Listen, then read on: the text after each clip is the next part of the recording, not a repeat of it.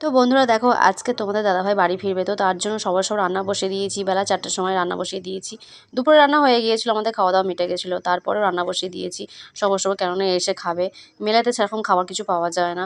ও হাওড়াতে পর্যন্ত এসে গেছে, তো আসার জন্য আমাকে ফোন করেছিল, তার জন্য সবার সব রান্না করে নিচ্ছি।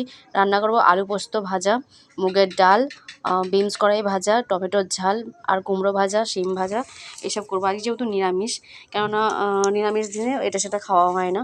তো যাই হোক, রান্না টান্না করে নেওয়ার সঙ্গে সঙ্গে মানে করতে করতে ও চলে এসেছিলো। তো ওখান থেকে কী নিয়ে এসেছে, মিষ্টি নিয়ে এসেছে, কালো জাম, আর নিয়ে এসেছে ল্যাংচা। মানে এই ল্যাংচা আমি জীবনে কোনোদিন খাইনি, আমি দেখেছি, দেখে ওই জন্য বলেছিলাম যে আনতে।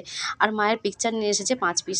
তো মানে কিছু কিছু মানুষকে তো দেওয়ার আছে, আমার মানে বাপের বাড়িতে, বোনের বাড়ি, ননদের বাড়ি সব দেওয়ার আছে। তো আমার জন্য দেখো স্পেশালিভাবে একটা হার নিয়ে এসেছে।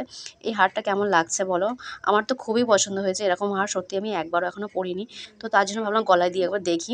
তো দেখো কেমন লাগছে আমাকে। তখন দাদাভাই বললো খুবই ভালো লাগবে। তো এর সাথে ম্যাচিং করে সব কিছু পরলে অবশ্যই অবশ্যই আরও ভালো লাগবে।